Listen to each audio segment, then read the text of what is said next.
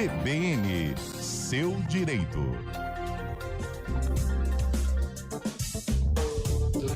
Todas as sextas-feiras, aqui no quadro Seu Direito, o advogado especialista em direito público e eleitoral Marcelo Pellegrini está trazendo para a gente quase que em tempo real o que está acontecendo, né, no direito público e eleitoral, claro que engloba, que envolve a política.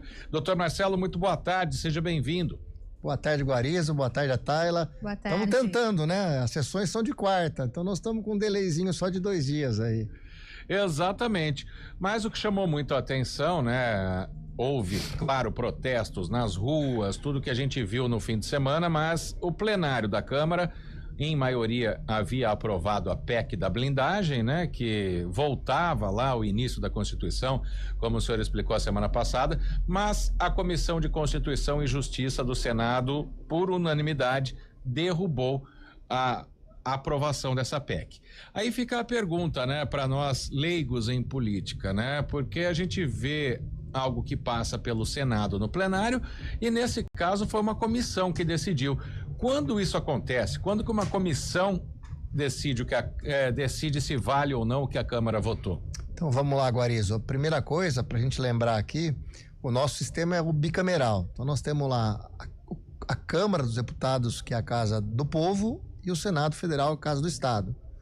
Se um processo de lei, de emenda à Constituição, de lei complementar começa na Câmara, depois ele vai para o Senado e vice-versa.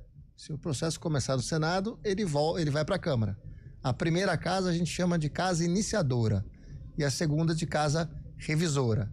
Então, no caso concreto aqui, a PEC foi aprovada na Câmara, nos 2 turnos, pela maioria dos 3/5 dos votos, foi para o Senado e a comissão, a CCJ, todo o processo, seja na Câmara, seja pelo Senado, tem que passar na CCJ, entendeu por unanimidade que não havia condições de prosseguir com aquela proposta de emenda constitucional. E quando isso acontece, é feito um acordo de líderes porque a matéria não vá ao plenário. E isso não é só para emendas constitucionais. Existem hoje algumas leis que têm também o mesmo desfecho, digamos assim. Doutor, e aí nesse caso da PEC, então, já foi barrada aí antes de ganhar fôlego, né? Ninguém na comissão aí, né, foi a favor, 100% contra essa ideia, morreu ali mesmo. Quando isso acontece, não tem como contestar de alguma forma, né? Barrou ali e parou a votação. Exatamente, Tayla. Se, por exemplo, fosse levado a plenário aprovasse parcialmente a emenda, tirasse algum artigo ou modificasse outro, aí sim voltaria para a Câmara para analisar somente as mudanças que o Senado Federal fez, diferentemente do caso concreto, que houve o entendimento que a norma seria inconstitucional. Aí ela foi barrada na íntegra. É o que a gente chama de controle preventivo de constitucionalidade que é exercido pelo Poder Legislativo. Doutor Marcelo, e como são escolhidas as comissões? Não existe só a CCJ, né? Existem diversas comissões no Congresso Nacional, mas no caso da CCJ, que tem esse poder, né? Como o senhor está explicando aí, tudo tem que passar por ela depois das votações. Como que esses membros, eles chegam a esse posto, a esse cargo? Vamos lá, se não for a mais importante, com certeza é uma das 3 mais importantes, né, do Congresso, a CCJ, a Comissão de Constituição e Justiça. Exatamente por isso. Ela tem o poder, né, ela recebe todos os processos, né, os projetos, e ela tem o poder de dizer se é constitucional ou inconstitucional o tema. É ela que faz essa análise. A CCJ, como qualquer comissão, é formada pela proporcionalidade das bancadas. Então nós vamos voltar lá na eleição que esteve lá em outubro de 2022. A gente vai ver como foram feitas as bancadas, né? Cada partido quantos deputados elegeu, e aí sim as comissões elas são indicadas pela maioria dos membros. É proporção.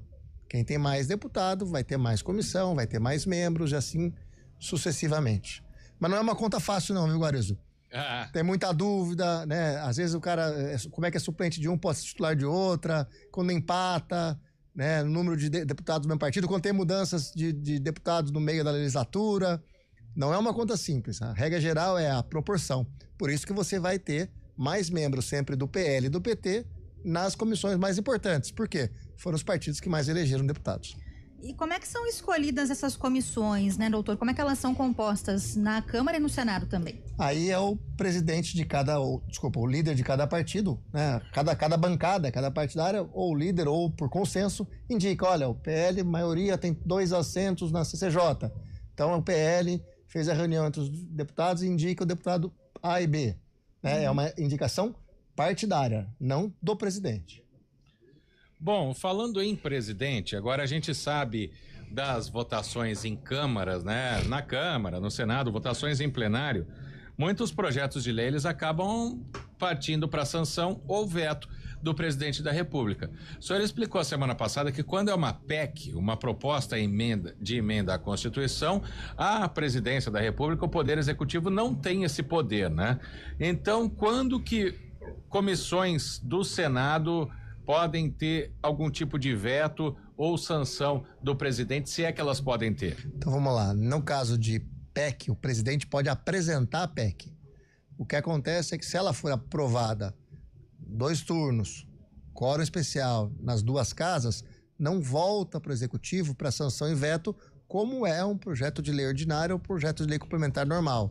Ele já fica no Congresso e aí a reunião da Câmara com o Senado, o Congresso Nacional faz uma sessão única, unificada, para promulgar e publicar a emenda.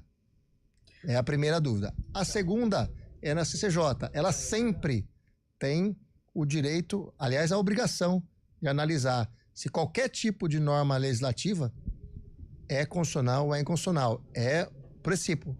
Pode discordar dela, pode concordar com ela, mas é o dever dela. Agora, além da CCJ, tem as outras comissões temáticas também, né, doutor? E aí, como que é selecionado, né? O projeto ele vai passar por quais comissões? Como que isso é definido? Algumas são perenes, né? Por exemplo, saúde, educação, segurança, relações internacionais, orçamento, né? Essas são obrigatórias, elas sempre existem. E existem as comissões específicas, né? Para um caso específico, para você, é uma comissão mista juntando Câmara e Senado, uma CPMI, etc., que elas são formadas por um tempo e um objeto certo e determinado.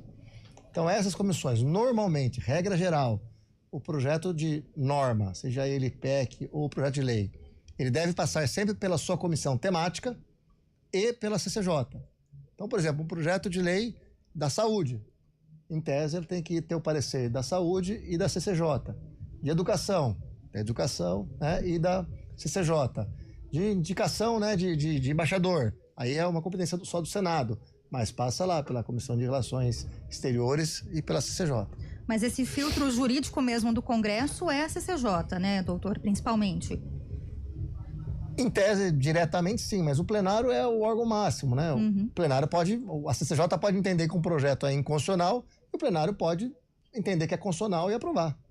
Poderia, em tese, é possível que o plenário sempre dê a última palavra, porque cabe recurso da decisão da CCJ para o plenário também. Então, sempre a última palavra é do plenário. Deveria ser assim, né? Vamos lembrar também, doutor Marcelo, que as câmaras municipais têm comissões também, né? Formadas por vereadores. É o mesmo estilo para escolha por proporcionalidade ou é diferente? A regra é a mesma, né? Aí a gente chama de princípio da simetria. Existem algumas normas que estão na Constituição que tem que ter a repetição dela de forma obrigatória nas constituições, entre aspas, municipais, que é a nossa lei orgânica. Todo município tem a sua lei orgânica, que é um produto do legislador constituinte derivado. É a própria Constituição de 88, que indicou que cada município ia ter uma lei para se autotutelar, denominada lei orgânica. Então essa é, entre aspas, a Constituição do município. E muitas das regras que estão nas leis orgânicas são idênticas à Constituição, pelo princípio da simetria. Uma delas é essa, né, de você ter sempre o respeito à proporcionalidade de bancadas. Doutor, voltando a falar da CCJ, né, tem diferenças entre a CCJ do Senado e a Câmara dos Deputados em termos de regras, de composição, como é que funciona? Não, cada casa tem a sua CCJ, cada CCJ é formado, né, pela proporcionalidade das bancadas, e a CCJ, tanto numa casa quanto na outra, tem, né, o dever de analisar a constitucionalidade prévia. E nesse caso, você vê, né, a Câmara entendeu de uma forma e o Senado entendeu de uma forma completamente diferente. Acho que as movimentações do final de semana que o Guarizo citou no começo do nosso papo influenciaram um pouco nessa decisão também. Doutor Marcelo Pellegrini, advogado especialista em direito público e eleitoral. Antes de me despedir, só sobre esse comentário, né? Aí não teve oposição, não teve situação, foi unanimidade, né? As ruas realmente deram voz dessa vez, né? É raro isso, viu, Guarizo? E olha, vou fazer até uma historinha aqui que ela é bem propícia ao caso. Passou na Câmara na segunda votação a questão que o do voto, além da proteção aos deputados, ia ser secreto, né? E quando caiu a regra geral do voto secreto na Câmara, né, lá atrás, acho que em 2001 ou 2003, agora eu não me lembro exatamente quando, também foi por unanimidade, viu, Guarizo? Olha só. Tá vendo? É um pouquinho de pressão, às vezes funciona. Dr. Marcelo Pellegrini, advogado especialista em direito público e eleitoral, volta na próxima sexta-feira com mais um quadro Seu Direito aqui no Estúdio CBN. Obrigado, doutor Marcelo. Bom fim de semana. Obrigado, um bom final de semana a todos. Muito obrigada, doutor. Um abraço, viu? Até sexta que vem. Agora é 3h26.